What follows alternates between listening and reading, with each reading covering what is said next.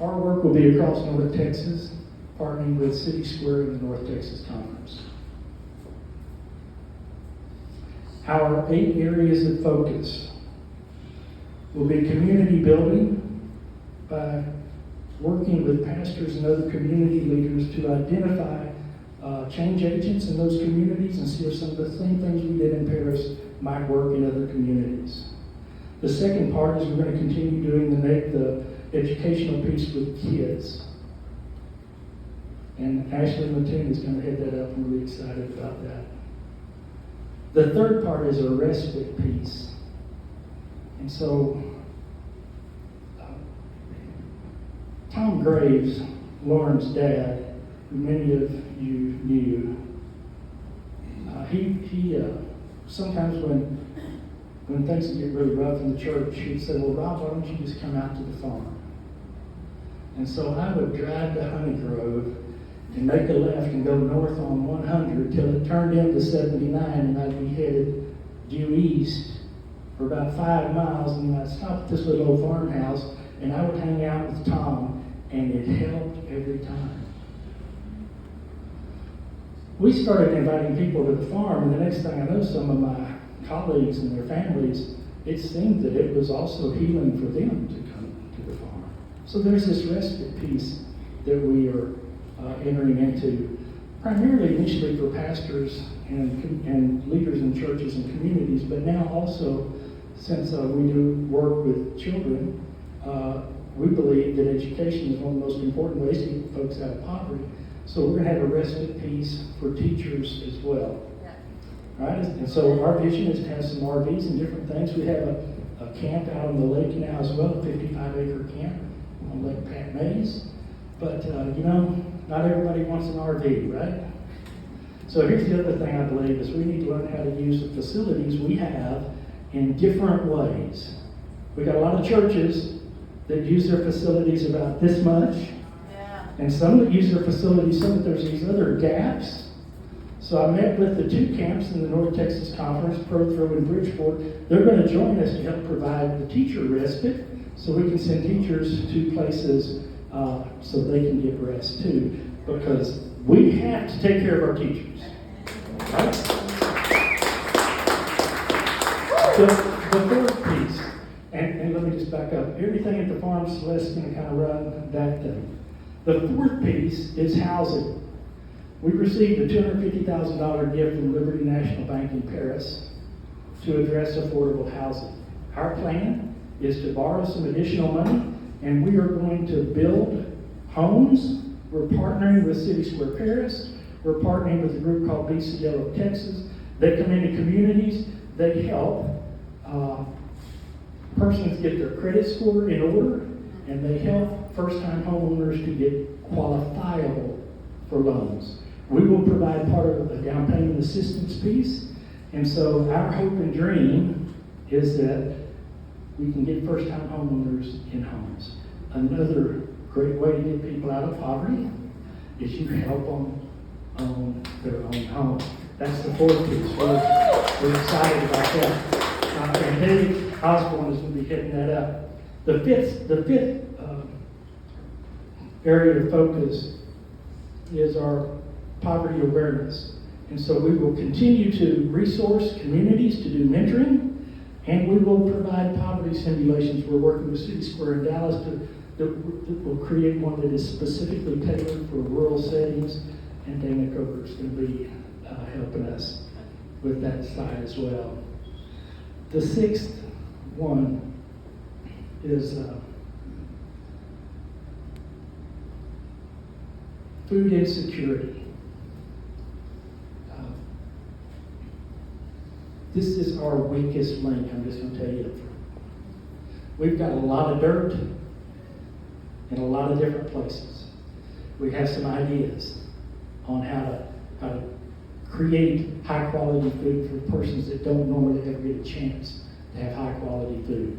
We believe we can also help people learn how to grow some of their own food, and we think we can do some things together that could be really, really cool. The seventh piece is, I just got to tell you, outdoor experiences matter. Okay? And so, like fishing trips, and you're like, well, you know, I hate to throw Jesus in here, but Jesus spent a lot of time with fishermen, right? So if you're like, I think that fishing thing, man, just trust me. How many of you have ever fished? Yeah. So if you go and think that it can be good, so we're going to create some things, some opportunities to connect folks. But one of the things I remember when we had kids come out to the farm, these children were having such a great time in this outdoor experience. I went back and told Larry, I said, man, these kids they're just loving it. And he said, well, Rob, you can see in Paris, as John alluded, our poverty rate is extremely high. 80% of the kids in PISD qualify for free or reduced lunches. Well, these kids were out there having the best time. I was telling Larry, and he said, well, Rob, children that live in poverty have a void of uplifting life experiences. He said, you and I, we've had a bunch, but they have a void. And I realized, oh my gosh, you know, we can do that.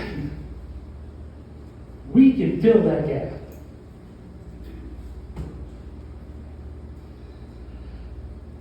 The 8th part is native habitat restoration.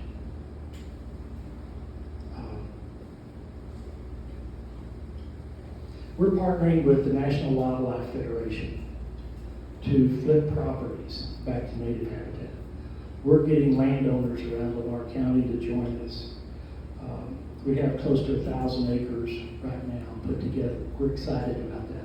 It's important because we're losing habitat that species need to be able to survive. How many of you saw the monarchs were put on the endangered list? So, you know, whether you're a monarch that can't find a milkweed to lay eggs on so that it can raise its family because they've been sprayed out, or whether you're a bird that my dad was a quail hunter. I grew up hunting quail. And I remember the longer we were around, he would drive around and go, there's just no cover for them. There used to be quail around here, they're not anymore. But whether you're a butterfly or a quail or a human, if there are a couple of pieces missing in your habitat, you're going to struggle. And actually, if you have several pieces missing, you may not survive. So what I want to say is there are lessons in the land. There are lessons in the land.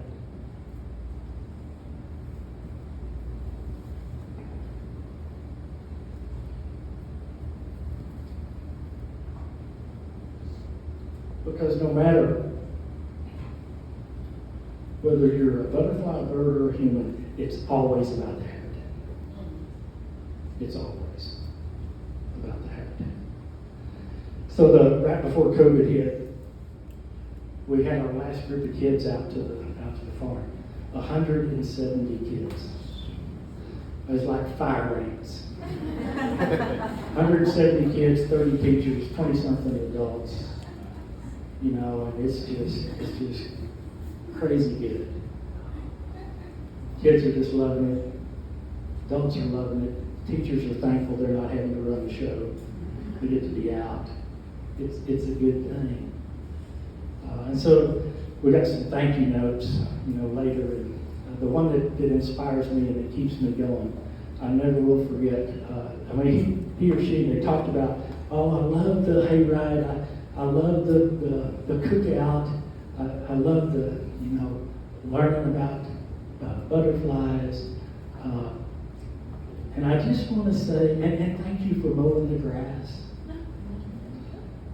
But I want you to know, y'all made me happy to be alive. That's a second grader. Now, I've given that statement a lot of thought. I'm pretty certain a second grader does not say, y'all make me happy to be alive, unless they have the other thought.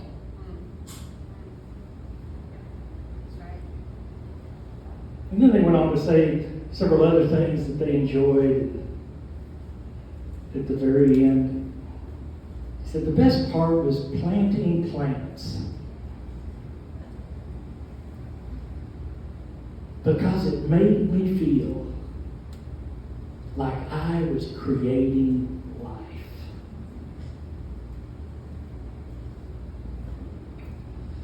You know, Jesus once said, I came that you and I, that all of us might have life, but not just life, abundant life. Now here's the thing about our name. Kelly talked about cultivate. But the 8 part was actually, we thought of that, thought it might be catchy. One of our friends said, but Rob, do you know about the 8th day of creation? One of the understandings of the 8th day of creation is that everything after those 7 days, that 8th day that God had everything together just the way God wanted it to be, and that humans got to be a part of this moving forward. The 8th day, everything was right. All the pieces were in place. The habitat was perfect.